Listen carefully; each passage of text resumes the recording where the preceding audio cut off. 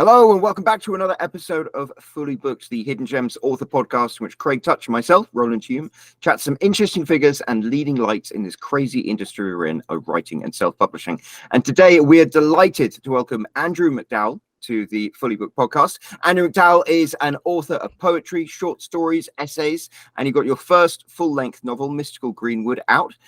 We are delighted to have you, Andrew. How are you doing today? Well, thank you for having me, Roland, and I'm very happy to be here. So I'm doing very well, and as Roland said, yes, I've written poetry, short stories, and essays, and I have one novel out called Mystical Greenwood, and there's a copy of it right here for anyone who wants to see what it looks like. There we go. And I should mention also, this is actually the second edition because the original publisher was forced to close during COVID. So got a brand. That one came out this edition came out last year. So just one more obstacle to be faced with in the life of a writer. And of course, we wouldn't be here without the man himself, Craig Touch, the owner and founder of Hidden Gems and an author himself. How are you doing today, Craig? Doing great. Thanks, Roland. Thank you for joining us, Andrew. And yeah, as Roland mentioned, just another challenge, which is sort of the focus of today's episode, where we want to talk about the challenges that authors face in that they have to overcome sometimes to write. And things that have nothing to do with writing, but we all have sort of different things in our lives that are our own personal struggles, and you have your own, and I'm going to let you talk about those, and that will be sort of what we'll focus on in terms of how you've dealt with that, and then sort of figure out if there's ways that other people can apply those sort of techniques that you've used to their own struggles, whether they're the similar struggles as yours or other ones. So why don't you tell us a bit about yourself and how you got started writing, and what some of those challenges are? Certainly, Greg. So I think I got interested in writing when I was young. As I say on my author bio online, I got interested when I was 11, but it wasn't until I was 13 that I really got serious about it, which I guess started with what would eventually become Mystical Greenwood. As I started working on it more and more, I got more invested, and that's when I knew there was no going back. But I would say a lot of the obstacles I have had have to do with having Asperger syndrome, which I was diagnosed with when I was 14 years old. So I got diagnosed after I had decided I wanted to pursue writing. So for listeners who basically don't know what that is, Asperger syndrome is an autism spectrum disorder, or ASD.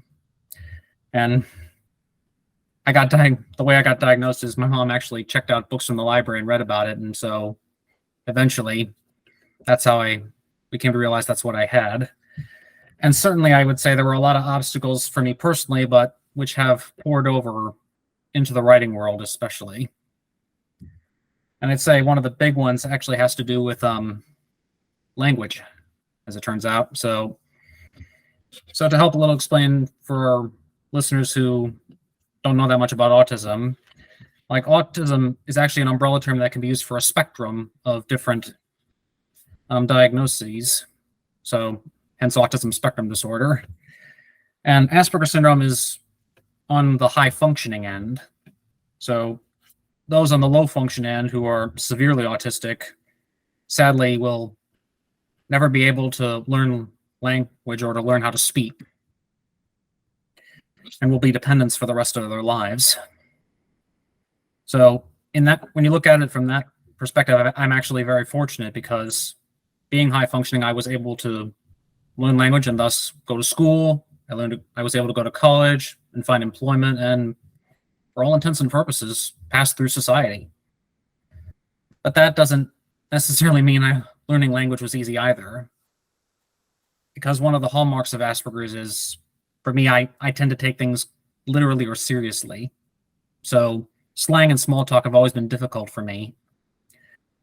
And so learning language in that regard, the way I've heard people speak, I would interpret it literally as well and try to imitate it. And so I didn't always learn all the rules in language, and as my writing grew and I got more invested, especially with Mystical Greenwood, and a lot of this happened not just during the editing, but like re-editing. So I think some people may not, or at least maybe some people going into writing may not know about this, but even after you get published, you're always finding grammatical errors, and if you can fix them, you go for it. But yeah, I had to do a lot of research as a result and learn things about language that I don't really recall ever learning that much about in school. Stuff like, punctuation rules, rules about things like sentence interrupters, conjunctive and introductory adverbs, for example. So I had to really learn to teach myself things I hadn't known before. And case in point, I actually wrote an essay about my Asperger syndrome, which is in this little anthology chapbook, Synergy. So not to sound derogatory, but yeah, if you read the grammar in here, you would see that back then I didn't know a lot. So I would say anyone going into writing has to be ready to learn about language and grammar more intently than perhaps they did in school. Yeah, listen, that is really, inspiring, sort of journey that you took, because a lot of people, if they have a challenge in one particular area, often they'll avoid anything to do with that area, right? So that they don't have to work extra hard to, they'll have to work extra hard to sort of function with that issue in regular life, but they don't sort of make the career revolve around that. Writing kind of revolves around language, and that's where you've had the most difficulty, and yet you still chose to become a writer and to just push past that. And just figure it out, teach yourself those things that that, like you said, that you don't learn in school specifically, that other people maybe would have picked up inherently, like just through through learning, through imitating other people. I mean, you had said you imitated other people, but it was very literal, right? You don't see sort of the changes that they make, the settings that they're in when they use particular language things, right? You would see, oh, they did this, they said this specific thing, I can say this specific thing here, but you don't understand, maybe you don't understand that it was contextual, why they said it over there, right? So you have to figure that out on your own. And I think that that's really admirable. That I know that Roland and I both have sort of a lot of experience with people on the autism spectrum disorder as well in our lives. So, it's great to see someone like you doing so well and exceeding in writing, which is, like I said, a hard thing specifically for you. So that's really great. Yes, thank you, Craig. And certainly, yes, language and context has always been hard for me. And a perfect example of that was the reflection in my SAT scores, because I actually did pretty well in writing and math, those things, but when it came to reading, that section was always more of a struggle for me than the other two. And that can still happen too with writing, because going back to language, another way I limited, and this was something I guess I started from reading, like classical literature, which we all do in school, like the way authors centuries ago would use language, especially, or their vocabulary. Like I literally interpreted as a way to do good writing. And certainly when I started Mr. Greenwood, I wanted to use a lot of words and not just use the same words over and over again, because I was afraid it was going to be that might be bland or boring. But in the end, I found, tastes have changed. And certainly, even though I tried to create a poetic style to evoke feelings, especially when I described the imagery of nature, because I wanted that, some beta readers did point out I had gotten a little too flowery, so I had to tone it down. And even after that, there has still been a few critics who thought the language was still too wordy or flowery, but I've had to learn to accept that, sometimes not everybody has the same feelings or thoughts when it comes to how they read or what they read. And the truth is, it doesn't have to be perfect, as strange as that may say, because that's another feature, I guess, with Asperger's, because I've always been someone who strives for perfection, and that was reflected when I was trying to edit. But you can only do so much, and even afterwards, eventually it just wears you out. And yeah, I have felt that at times, and so I've had to learn, and I still am learning to accept that, I'm not going to be perfect all the time. And I think especially in this day and age, especially with the advances people have been talking about with AI, being imperfect just shows you're human. And yeah, I've had to learn with, like the thesaurus, you just can't just choose different words all the time because they have different subtle meanings too. It's like what Mark Twain said, when the difference between the right word and almost right word is like between the lightning and lightning bug. That's so fascinating to me. What you were saying about having to learn language, there's so much to language, as Craig suggested, that I think regular people just intrinsically know or inherently know. But when you start examining it, you realize all sorts of complexities that exist that we're not even people who think they know how to speak aren't aware of, like the order of adjectives. If you were talking about an old wooden shoe, that's how you would say it. You wouldn't say it's a wooden old shoe, because that sounds weird. And actually, it turns out there is a grammatical rule for the order that adjectives are meant to go in when you have a sentence. It's like it's meant to be the determiner, whether it's the or both or either. Then it's whether it's good or bad, like the opinion. Then there's the size of it, the shape of it, the age of it, the color of it, the origin of it, the material of it, and the purpose of it. And they all have to go in these direct orders. And I don't think anyone teaches us that in school. But to so many people, you hear it and it sounds wrong, but you can't explain why it sounds wrong. And I guess looking at language from a much more literal perspective, it would be impossible to understand why that rule existed, and yet it does. Sorry, I went off on a bit of a rant there. No, that's perfectly fine, Roland. And that's another one of the things I learned when I was doing research. In order to improve my writing, and especially with the new edition of this agreement, I wanted to make sure that the grammar was better than before. And yeah, there is a way when you have adjectives that build on one another. Yeah, they have to be in order, and if they were not, you would have to put a comma in between to show that they bear like equal weight. So like that's really the only way. If you really wanted to say it that way, wooden old, it'd be like saying wooden and old. I found what you said about perfectionism as well to be really fascinating, because I think if there is an industry that has amassed more imperfection than any other, it's the self-publishing industry. And yet, you're absolutely right. Perfection could almost be an enemy to progress. People want to be perfect, and they almost delay themselves writing things or publishing things because they don't want to release it unless it's perfect. But actually, as you said, it doesn't need to be perfect. Some of the most memorable books of our time are very imperfect. I mean, Twilight by Stephanie Meyer is a book that is wildly popular and resonates with so many young people. And yet, if you read it, it's not technically very well written. And so it's interesting that writing is just a tool. It's communication. You use language to explain what you're thinking, and you use it almost like a carpenter craft something. And so it's so interesting to speak to you, who's so meticulously studied every detail of it in a way that I think many of us don't. Yeah. And even in my studying, I found sometimes I come to different conclusions than I might have before. It's like, as I said, sometimes you don't have to be perfect, because even if you don't want to if you try to use perfect English, I've learned in real life, people don't always use perfect English when they talk. It's like the dreaded cliches that nobody wants to use. Like they always say, avoid them. And, I have tried that as well. Avoid them like the plague. Yeah. So I think someone, I don't remember where, pointed out people still use them when they talk because, people Yes. feel their familiarity. So I guess the compromise there would be, for me, would be if I were going to use one, it would only be in dialogue, not in the text.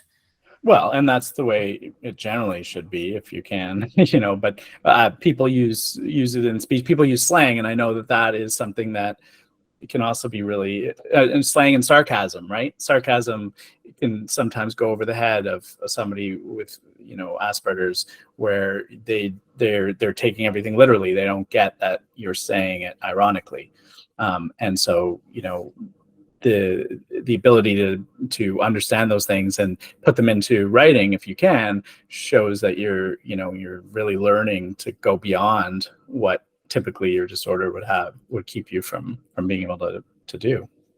So with reading and language being such an something you identified as a challenge to you, what was it that made you want to be a writer so badly? What was it you wanted to say?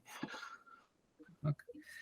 Well, I kind of, as a little kid, I always like other kids, I did have, like make believe. I loved like imagining myself in certain scenarios. And this kind of ties in also with another key characteristic of people with Asperger's is having focused or intense interests where they will learn as much about them as something as they can.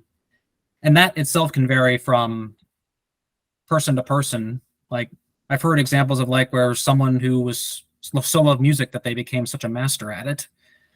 So in my case, before writing came along, it was always, I liked learning about different things. And when reading, I always liked reading fact books more so than maybe like novels. So, and this would change from time to time. There would be like different periods in history that I like learning about, or I love reading about animals, and that love of wildlife, and I guess nature and extension is what eventually found its way into what became the heart of Mystical Greenwood. It wasn't there quite at first, but when I was trying to find something that would make it more unique and give the book a heart, as one reviewer said it had a heart, the special importance of nature was what eventually became the heart of that novel.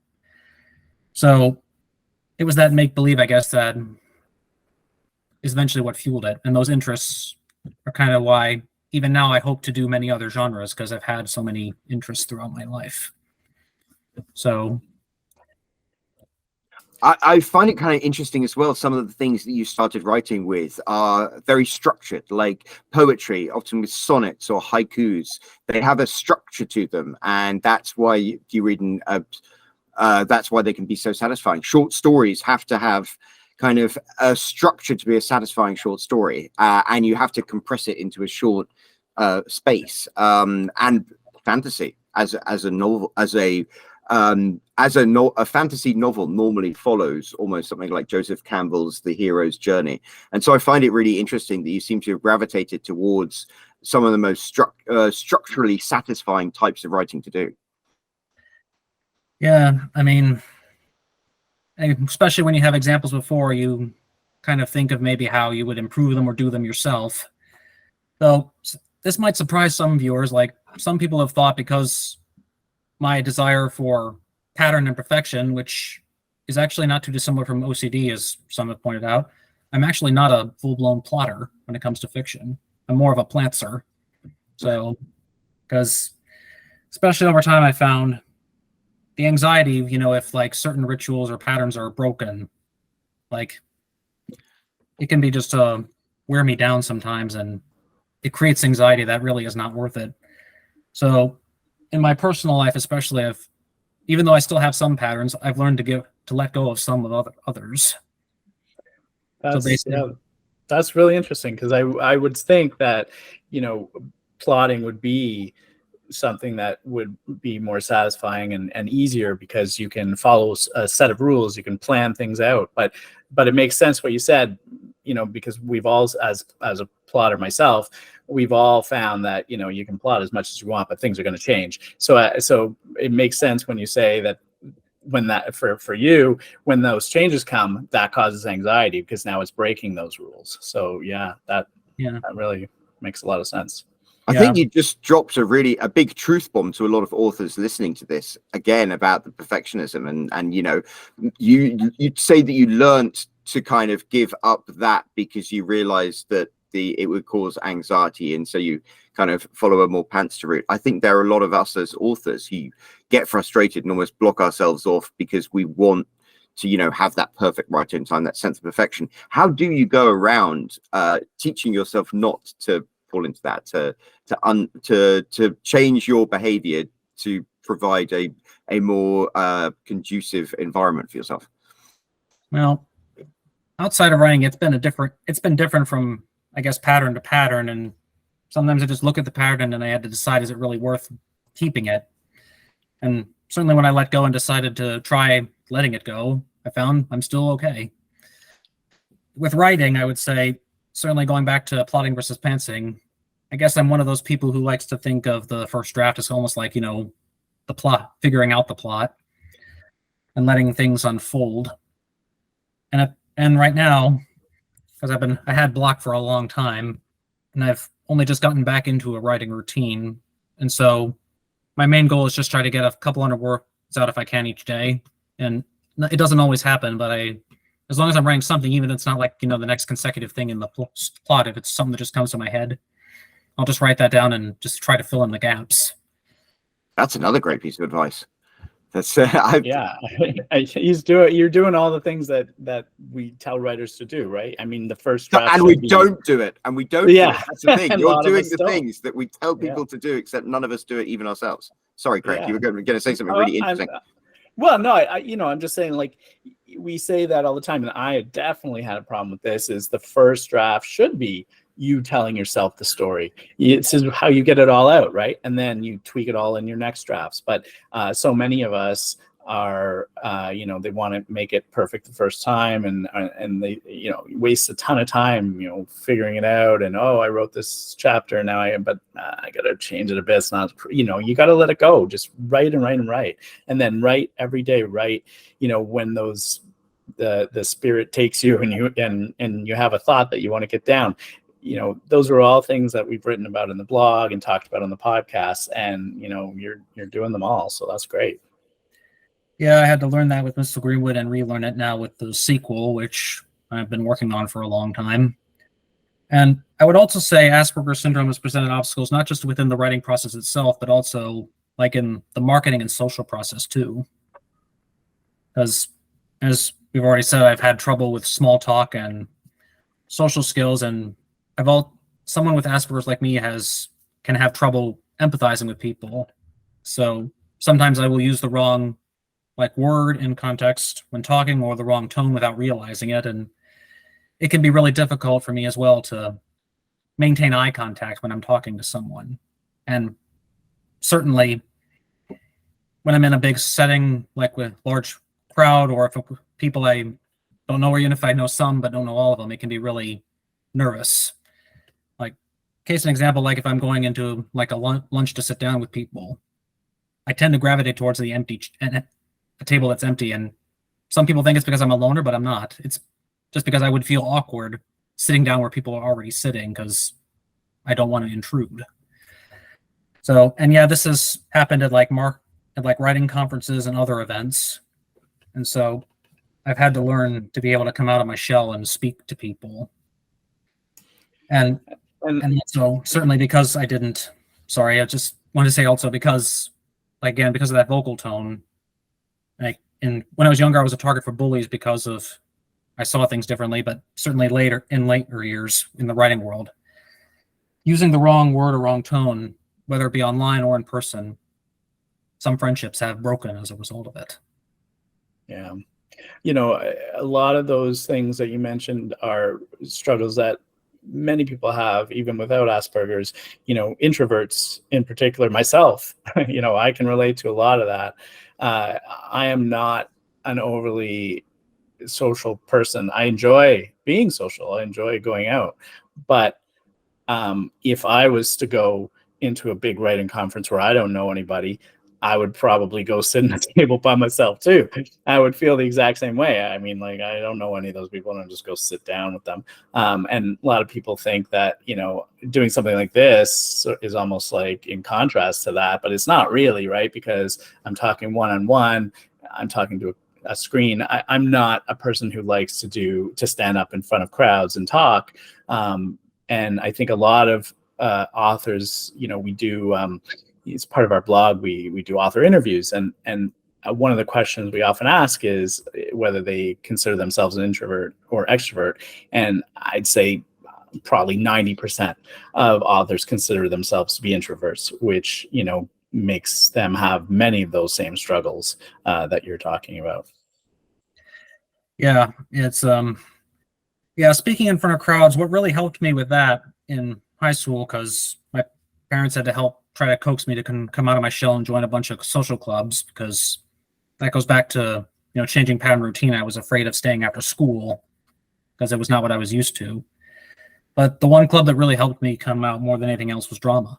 So, because I loved acting out things, especially in my head, or love make-believe. So being on stage, that was a really great way to help me come out of my shell.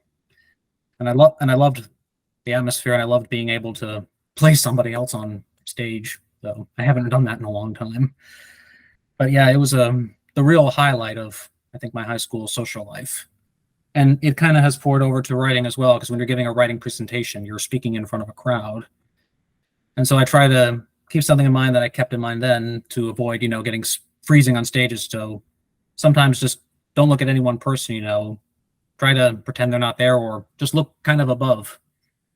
So that they're just above your eye level.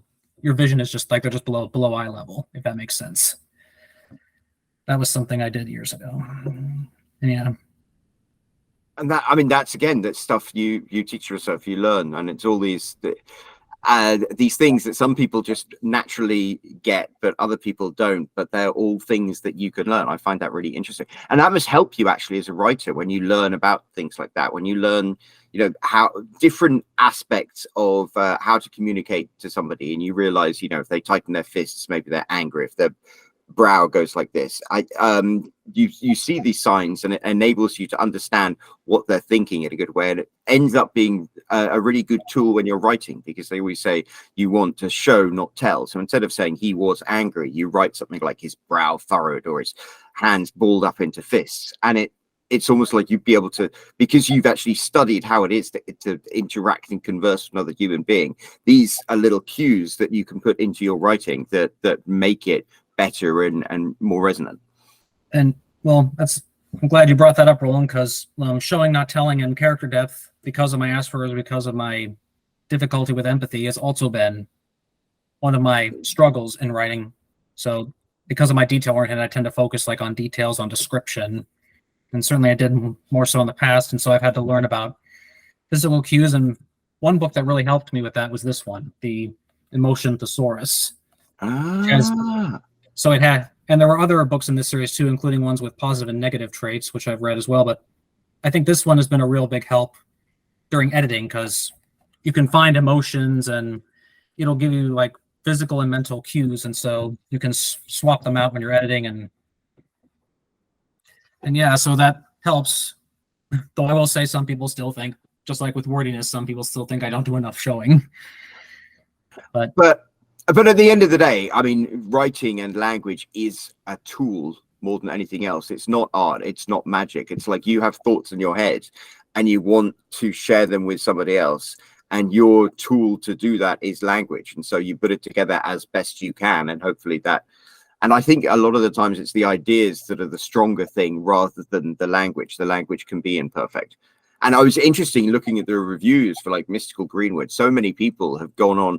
The thing that you keep seeing repeated in the reviews is how much people they describe your work as refreshing, and it's new. And it's kind of interesting there that maybe that's it. You've got these ideas inside your head that are you see things differently, and then you've actually been able to share those thoughts share your different viewpoint with people by using language, and it makes a kind of very tired and overwrought genre, a genre that has a lot of books in it, new and refreshing, because your viewpoint is new and refreshing to people.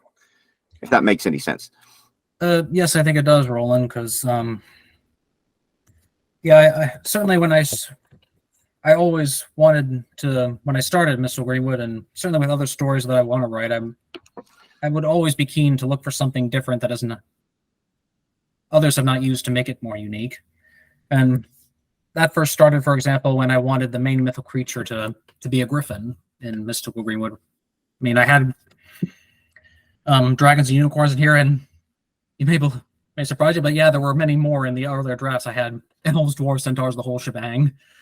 But I learned I was overcrowding, and I have my dad to thank for pointing that out to me. So I had to learn to cut some stuff out if it was not going to serve the story. But yes, I did want the griffin to be the main mythical beast, because I thought not many fantasy writers that I'm aware of, or ones that have, achieved international fame, have done that. And it started in other ways too, as I was refining and going back to you mentioned Joseph Campbell's Hero with 1,000 Faces, which I read. It's quite a good book. Yeah, I saw Mystical Greenwood as the departure phase from the call to adventure to the belly of the whale. And in a way, when I decided to make the first mentor figure at the beginning of the story a woman rather than a man, because I guess in the beginning I didn't want the wizard to be right there right away.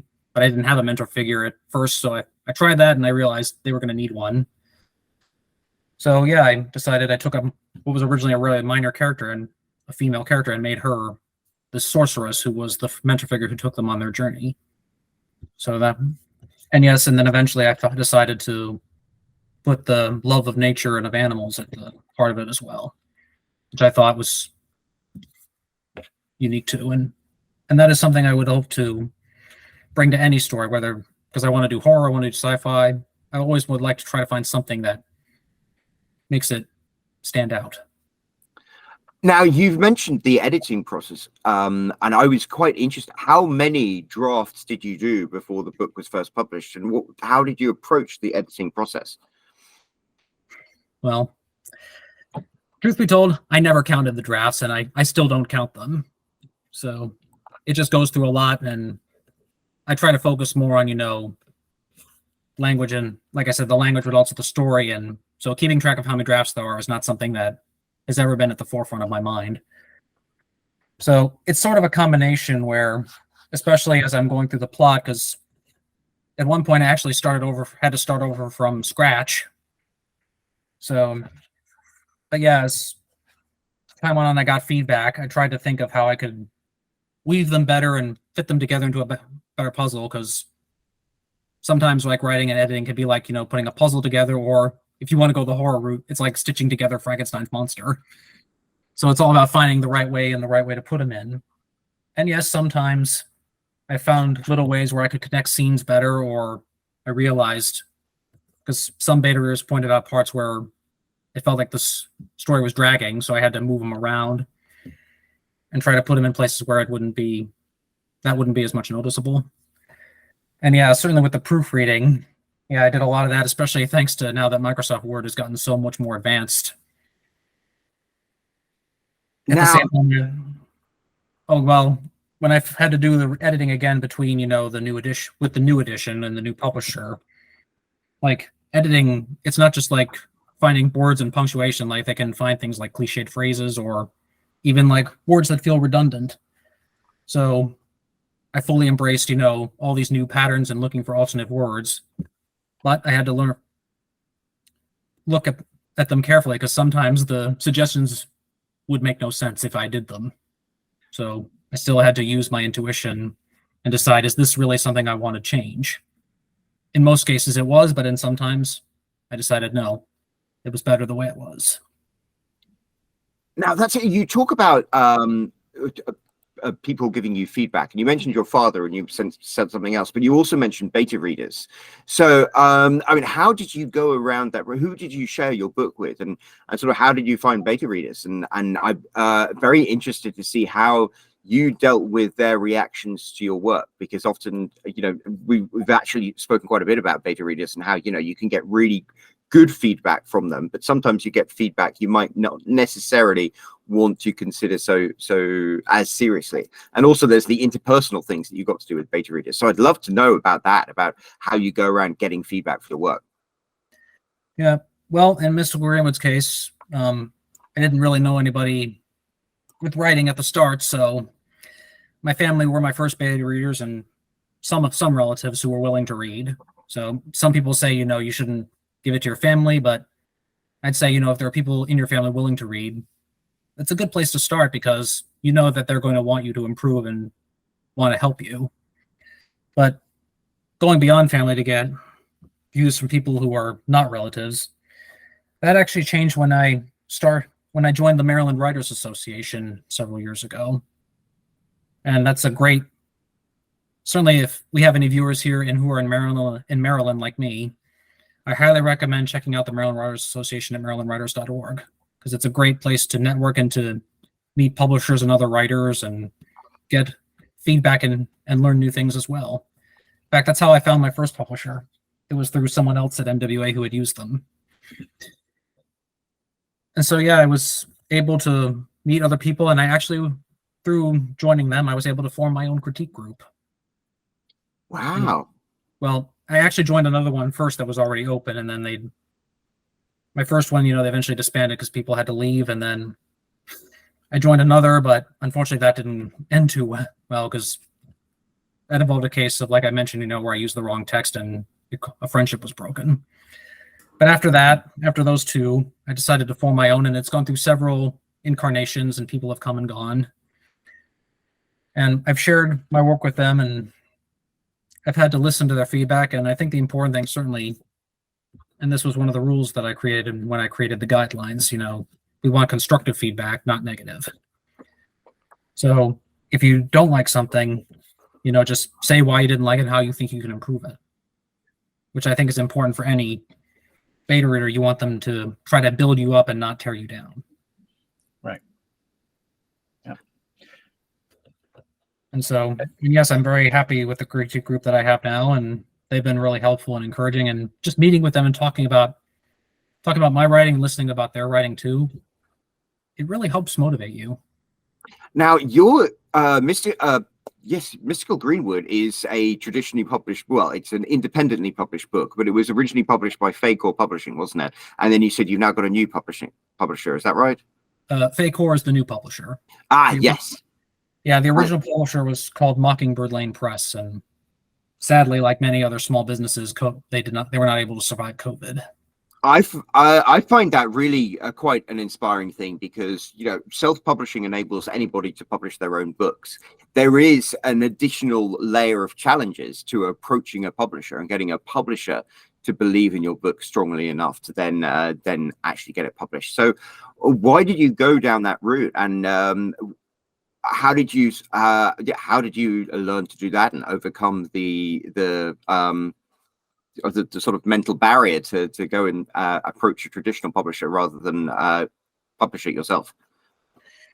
Well, that's quite a story as well, because initially with a draft under a different title, I actually approached, to my shame, a vanity publisher. And anyone listening concerning publishing, I can tell you, you should not pay a publisher to publish your work. That's the key thing to remember. Amen.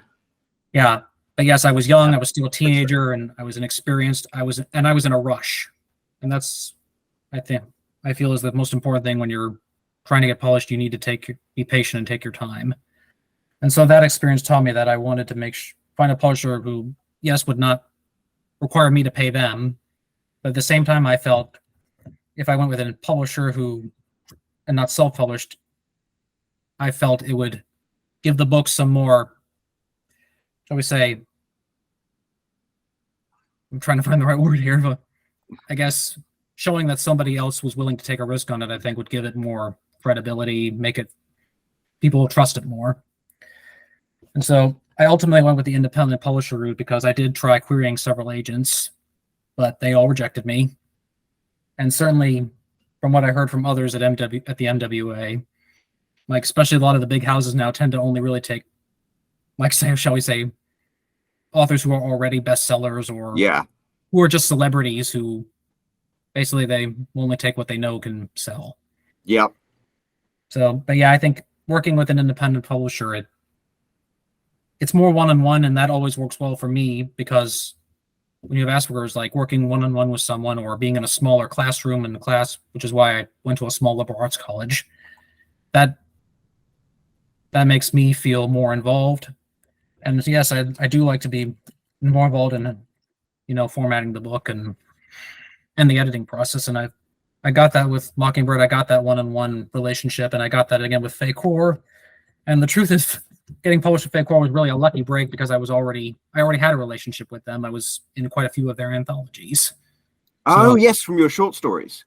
Yes, and poetry too. And so yeah, and because I knew they liked to do supernatural and paranormal, I approached them to see if they were interested. But I did, just to be fair and make sure I knew I was going the right path, I tried to look at a few others because I learned from the past I did not want to jump into something. Even if, in this case, Faycore, maybe I knew I was going to go with them. I didn't want to just rush.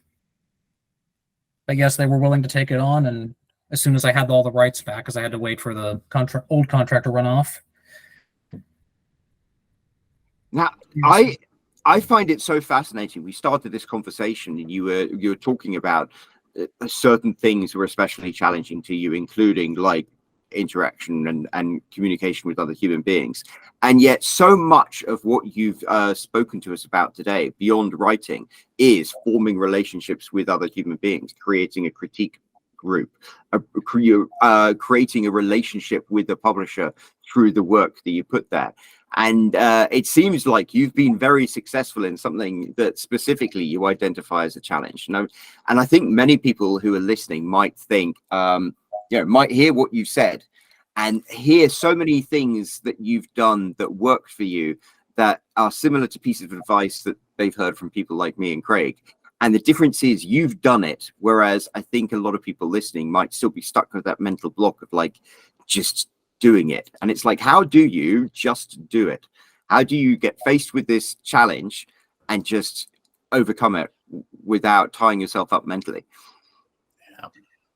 Well, I think the key to overcoming any challenge really is, you have to build on the experience that you've already acquired, and you have to learn through trial and error. And pretty much all of my writing experience, my social interactions, building my website, and it's all been trial and error. And in those few cases where, I've had stumbling blocks, where I've had block or relationships have been cut up or broken, I just had to learn that I need to keep moving forward no matter what. And the most important thing I think many writers will agree is never give up. And once I got so invested, all those years ago, I knew I had to keep going, that I wanted to see this through. And yes, even when criticism does hit me hard sometimes, I just have to learn I have to keep going. And for those people who I got cut off with, I always try to apologize if I feel I'm in the wrong, because I'm very conscientious. But if they don't want to rebuild the relationship, it's as hard as it is and still is. I have to accept the fact that if they don't want to give me the second chance, that I'm willing to. I just have to learn it's not worth pursuing. So talking about future, where do you see your writing career progressing? And since you've already identified and overcome so many challenges in the past, what new challenges do you think you'll face, and what are your plans to overcome them? Well, mainly I've been focusing on trying to get the sequel to Mr. Greenwood published, because I want to get it written first, because I did envision from the start creating a trilogy. And yes, I do have many other genres I want to pursue, and I hope to get more poetry published. And I have some other anthology appearances coming up, But I guess the challenges always come back, because every new project is different. And sometimes you just have to relearn the challenges and face them over again. And sometimes they'll go a little differently, or maybe they won't. It's always the evolving and the relearning. And sometimes you build on what you experienced, and you just keep trying and treat each one as it is. And out of everything that you've accomplished so far, what's the thing that you're personally proudest of?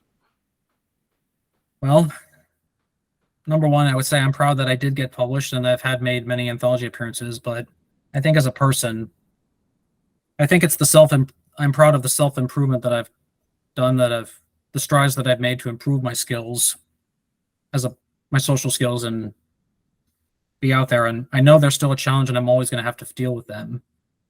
But knowing what they are, I think helps me, and that gives me the strength to face them. Because I know Asperger syndrome, as I said in the essay that I shared in it, it's both a curse and a blessing. It's who I am. And so I just have to accept that. And in many ways, that's I think that's the thing that makes successful writers. A word that I think we've heard more and more recently is authenticity. And I think it is when you can write authentically about yourself and your own life experiences. There are people out there who it resonates with. And because so many people are different, if you can bring your own different perspective to it, somebody who's never read something that resonates with them quite that way before will see it and read it. And through your work, they will feel seen. And I think that's what can make it so powerful. Oh, thank you. Yeah, I find this whole thing so inspiring, and I love that, I kind of feel like even whether you had Asperger's or not, you wanted to be a writer. You said that as a young age. And you didn't let these challenges hold you back from that. And I think that that's what should be the takeaway from this for everyone is, there's lots of things that we want to do in our lives and we think that we can't do them because of internal or external factors. But, a lot of times you can push through it. You can never give up. You can, learn from your mistakes, figure it out, and be completely successful at it, because that's what you are. You are very, very successful as a writer. I'm looking at the reviews. You have over 40 reviews with an average of 4.7. That's amazing. That's great. Most writers would kill for that. So all of these things that you did it right. You obviously followed the right path. You figure, and there was no plan, there was no layout for it, because you had specific challenges that I don't know of too many websites or courses that teach these things to help someone like you. You figured it all out yourself, and I love that. And I think that is the biggest takeaway from all of this is people can, whether they have the same struggle or something else, you can still do it. And I'm really, really happy that you did, and that you came on to share your story with us. Thank you, Craig. I'm very happy to have been here, and so thank you for having me. Well, that pretty much brings us to the end of the time that we have. But Andrew, where can people find out more about your books, more about your writing, and more about you?